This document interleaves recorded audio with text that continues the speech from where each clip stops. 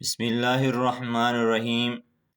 عید آنے کی خوشی میں بعض لوگ رسول اللہ صلی اللہ علیہ وآلہ وسلم کی سنت اور شریعت سے جہالت کی وجہ سے کچھ کام اور تصرفات کرتے ہیں جن پر بات کرنا ضروری ہے۔ ان میں کچھ کام درج ذیل ہیں۔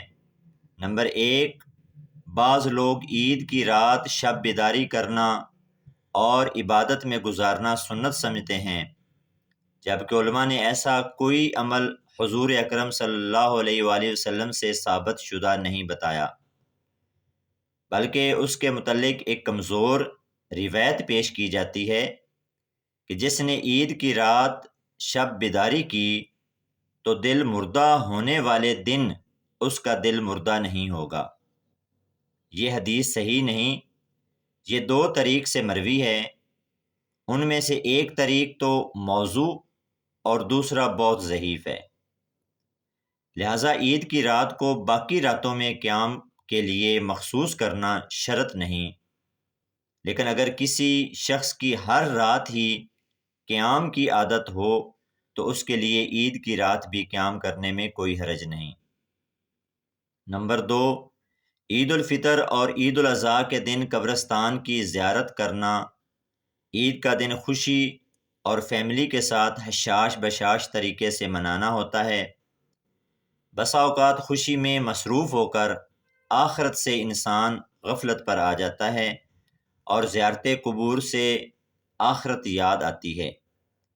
اس لیے اگر کوئی شخص عید کے دن قبر کی زیارت کرے تو مناسب ہے، کچھ مذائقہ نہیں، لیکن اس کو لازم اور ضروری سمجھنا، خواہ یہ عملاً ہی صحیح جس سے دوسروں کو یہ شبہ ہو کہ یہ چیز لازمی اور ضروری ہے، یہ بالکل درست نہیں۔ نیز اگر کوئی شخص اس دن زیارت قبور نہ کرے تو اس کو غلط نہ کہا جائے یا اس کو حقیر سمجھنا درست نہیں۔ اس حوالے سے احتیاط لازم ہے۔ نمبر 3، باجماعت نماز ادا کرنا یا نماز کے وقت سو جانا۔ بہت افسوس کی بات ہے کہ آپ کچھ مسلمانوں کو عید کے روز سو کر نماز ضائع کرتے ہوئے دیکھیں گے۔ وہ سو کر نماز باجماعت تک ترک کر دیتے ہیں، حالانکہ رسول اللہ صلی اللہ علیہ وآلہ وسلم کا فرمان ہے، مسلمان اور کافر کے درمیان فرق نماز کا ہے، لہذا جو شخص بھی نماز ترک کرتا ہے تو اس نے کفر کیا۔ علماء نے صحیح ترمذی میں اسے صحیح قرار دیا ہے، اور ایک اور حدیث میں رسول اللہ کا فرمان ہے، منافقین کے لیے سب سے مشکل اور بھاری نماز عشاء اور فجر کی نماز ہے۔ اگر انہیں علم ہو کہ اس میں کتنا اجر ہے تو وہ اس کے لیے ضرور آئیں، چاہے سر کے بل ہی گھسیٹ کر آئیں۔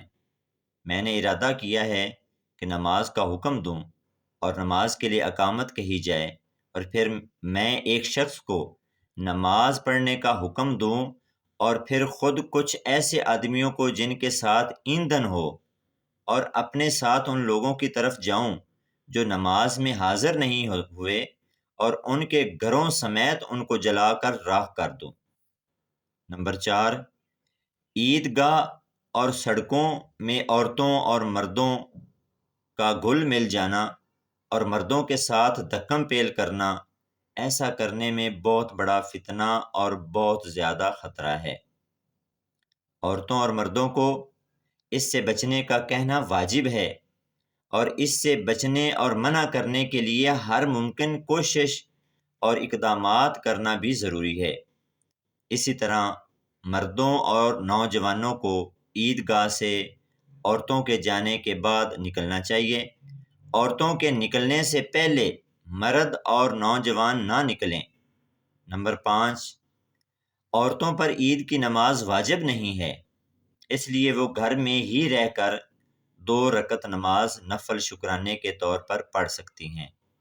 نمبر 6، بعض عورتوں کا بے پردہ اور بن سنور کر خوشبو لگا کر عیدگاہ جانا، یہ مصیبت اور بیماری عام ہو چکی ہے، اور لوگ اس میں بہت ہی سستی اور کہلی سی کام لے رہے ہیں۔ اللہ ہی رحم فرمائے۔ حتیٰ کہ بعض عورتیں تو اللہ تعالیٰ انہیں ہدایت سے نوازے، نماز تراویح اور نماز عید کے لیے نکلتی ہی ہیں تو خوبصورت ترین لباس پہن کر اور سب سے بہترین خوشبو استعمال کرتی ہیں، حالانکہ رسول کریم کا فرمان ہے جو عورت بھی خوشبو لگا کر کسی قوم کے پاس سے گزرے اور لوگ اس کی خوشبو محسوس کریں تو وہ زانیہ ہے۔ ناظرین گرامی، علماء نے اس حدیث کو صحیح قرار دیا ہے۔ حضرت ابو ہریرہ رضی اللہ تعالی عنہ سے مروی ہے، وہ بیان کرتے ہیں کہ رسول کریم نے فرمایا، جو قسمیں جہنمی ہیں میں نے انہیں نہیں دیکھا، ایک وہ قوم جن کے پاس گائے کی دموں جیسے کوڑے ہوں گے، وہ لوگوں کو ماریں گے، اور وہ عورتیں جنہوں نے لباس تو پہنا ہوگا لیکن وہ ننگی ہوں گی، دوسروں کو اپنی طرف میل کرنے اور خود دوسروں کی طرف میل ہونے والی ان کے سر بختی اونٹوں کی کوہان جیسی ہوں گی۔ وہ نہ تو جنت میں داخل ہوں گی اور نہ ہی اس کی خوشبو کو پائیں گی، حالانکہ جنت کی خوشبو اتنے فاصلے سے آ جاتی ہے۔ اس لیے عورتوں کے ذمہ داران کو اللہ کا ڈر اور تقوی اختیار کرنا چاہیے، اور وہ اپنی ماتحت عورتوں کے متعلق اللہ سے ڈریں اور اللہ تعالیٰ نے ان کے متعلق جو ذمہ داری ان پر ڈال رکھی ہے اسے پوری کریں، کیونکہ اللہ کا فرمان ہے مرد عورتوں پر نگہبان ہے، اس سبب سے کہ اللہ نے بعض کو بعض پر فضیلت دی ہے، لہٰذا انہیں چاہیے کہ وہ ان کی رہنمائی کریں اور انہیں اس کام کی طرف چلائیں جس میں ان کی نجات و کامیابی ہو، اور ان میں ان کی دین و دنیا کی سلامتی اور بھلائی ہو، اور اللہ کی حرام کردہ اشیاء سے دوری اور اللہ کے قریب کرنے والی اشیاء میں ترغیب ہوتی ہے۔ نمبر 7، حرام کردہ موسیقی اور گانے سننا۔ اس دور میں جو وبا اور مصیبت عام ہو چکی ہے وہ موسیقی اور ناچ گانے کی وجہ ہے۔ یہ بہت پھیل چکی ہے اور عام ہونے کی بنا پر لوگ اس میں سستی اور کاہلی سے کام لیتے ہیں۔ ٹیلی ویژن میں بھی موسیقی، اور پھر ریڈیو میں بھی، گاڑی میں بیٹھ کر بھی، اور بازار جائیں، بلکہ اب تو موبائل سیٹ بھی اس شر سے محفوظ نہیں رہے۔ کمپنیاں موسیقی ٹونز کی تیاری میں ایک دوسرے سے آگے بڑھنے کی کوشش میں لگی ہیں، جس بنا پر یہ موسیقی تو اب مساجد میں بھی پہنچ گئی ہے، اور اللہ کی پناہ اب تو مساجد بھی اس سے محفوظ نہیں، جو کہ ایک عظیم شر اور برائی ہے کہ آپ مسجد جو کہ اللہ کا گھر ہے وہاں بھی موسیقی سنیں گے۔ رسول کریم صلی اللہ علیہ وآلہ وسلم نے فرمایا، میری امت میں کچھ لوگ ایسے ہوں گے جو زنا، ریشم، شراب، ناچ گانے کو حلال سمجھنے لگیں گے۔ اسے بخاری نے روایت کیا ہے۔ لہٰذا مسلمان شخص کو چاہیے کہ اللہ تعالیٰ کا تقوی اختیار کرے اور اسے یہ علم ہونا چاہیے کہ اس پر اللہ تعالیٰ کی نعمت کا حق یہ ہے کہ اس کی نعمت کا شکر ادا کیا جائے، اور یہ کوئی شکر نہیں کہ مسلمان اپنے رب تعالیٰ کی نافرمانیوں، مصیبت کا ارتکاب کریں۔ وہی اللہ اور رب ہے جس نے اس پر یہ نعمت کی ہے، لہذا ہر حال میں اللہ کا شکر ادا کرتے رہیں۔ اللہ ہم سب کو عمل کرنے کی توفیق عطا فرمائے، آمین۔